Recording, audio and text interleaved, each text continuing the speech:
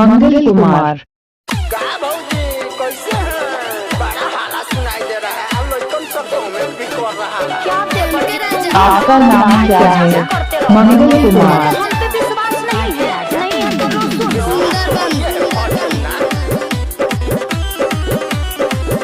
महाराजा विसारी स्थान।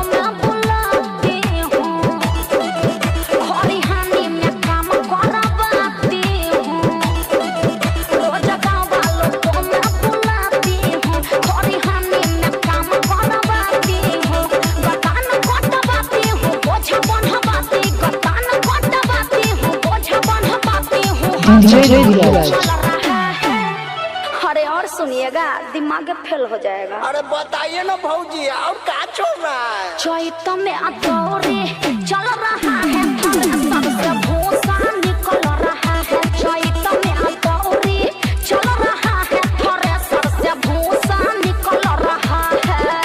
अरे हटिए ना, आँख में घुस जाएगा।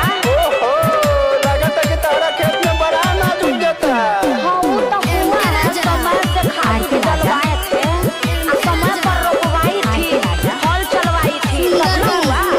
जानते हैं 20,000 का पटौनी में लग गया। अच्छा, और का बा? बाबू साहेब के कटर से होता है मेरा काम जी। घंटों पर मैं देती हूँ पैसा, वो करते हैं नया राम जी। बाबू साहेब के कटर से होता है मेरा काम जी। घंटों पर मैं देती हूँ पैसा, वो करते हैं नया राम जी। 12 बीघा है खेत में। आपका नाम क्या है? मंगल कुमार। आपका नाम क्या है? मंगल कुमार दीजिए। चुपचाप भूसा ताड़िए, ज्यादा मत बोलिए। अरे तो और का चल रहा है? जल्दी बताइए ना। हाँ तो सुनिए, चैत में अदौरे चल रहा है, थ्रेसर से किसी का शादी है, विवाह में संपर्क करें मंगल कुमार दीजिए। मंगल कुमार दीजिए, जय गुरु टेंट हाउस। और तो किसी को भी पैसा मिलेगा तो उससे दौड़िए ना देगा। हमको भी दीजिएगा तो हम भी कर ही ना देंगे। हमारा पुरनका ट्रैक्टर है, अब इतना बढ़िया दौड़ करता है कि भूसा कमरे में बना के फेंकता है। काम के ना काज किया, खाली दुश्मन अनाज के। 3 कुंटल तीसी है निकलल, 6 कुंटल सरसो जी। सुन कर राजू न शर्मा बबुआ, दिल्ली से आ रहे परसो जी। अरे भौजी का सरसों बोल है। 3 कुंटल तीसी है निकलल, 6 कुंटल सरसो जी। सुन कर राजू न शर्मा बबुआ, दिल्ली से आ रहे परसो जी।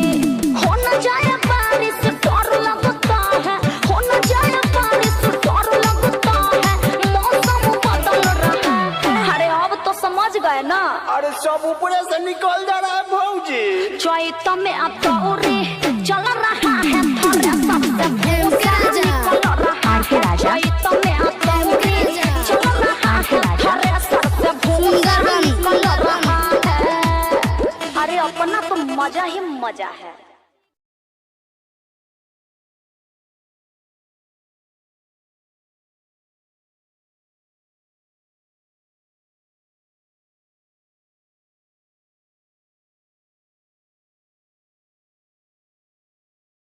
महाराजा प्लम्बर वन डीजे मंगल।